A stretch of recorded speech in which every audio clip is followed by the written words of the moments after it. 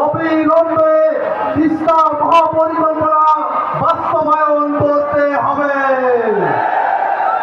ভাইরা আমার, আমরা সরকারকে একটা কথা বলতে চাই, ভোটের কিন্তু 2 দিনও পার হয় নাই, জনগণ গণভোটকে ভুলে যায় নাই। জনগণ রাষ্ট্রটাকে পরিবর্তন করার জন্য, জবাবদিহিতা নিশ্চিত করার জন্য গণভোটে হ্যাঁ পক্ষে অবস্থান নিয়েছিল। অতএব জনগণকে ফাঁকি দিয়ে গণভোটকে থেকে পিছিয়ে আসা যাবে না। ভাইয়ের আমার, যদি গণভোট বাস্তবায়ন করা না হয়, তাহলে বাংলাদেশের রাষ্ট্র কাঠামো ওই হাসিনার রাষ্ট্র কাঠামোতে ফিরে যাবে। বাংলাদেশের যে মানুষেরা গণভোটের পক্ষে রায় দিয়েছে, তারা হাসিনার শাসন কাঠামো দেখতে চায় না। ভাইয়ের আমার, যখন নতুন কাঠামোর কথা আমরা বলি, সংবিধানের প্রসঙ্গ আসে। সম্প্রতি সংবিধান নিয়ে বাংলাদেশের উচ্চ আদালত থেকে একটি রায় এসেছে। ত্রয়োদশ সংশোধনীর যে তত্ত্বাবধায়ক সরকার, সেই সরকারটা ফিরে এসেছে।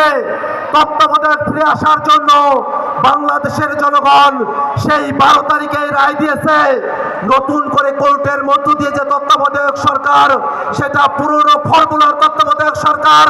বাংলাদেশের মানুষেরা এই রায়ের প্রতি ইতিবাচক, কিন্তু বাংলাদেশের মানুষেরা পুরনো ফর্মুলার তত্ত্বাবধায়ক সরকার না, নতুন ফর্মুলায় জুলাই সনদ অনুযায়ী তত্ত্বাবধায়ক সরকার দেখতে চায়। ভাইয়ের আবার, আজকে যখন আমরা এখানে সমাবেশ করছি, তখনও লালমনিরহাটে পুষিনের চেষ্টা করা হচ্ছে।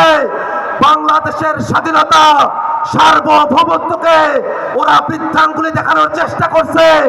আমরা রংপুরের মানুষেরা বলতে চাই, রংপুর নিয়ে যত ষড়যন্ত্রই করা হোক না কেন, এই রংপুরের মানুষের বুকে 1 ফোঁটা রক্ত থাকা পর্যন্ত রংপুরকে অন্য কোনো বিদেশি দাবিদার রংপুরকে দখল করার সাহস করতে পারবে না।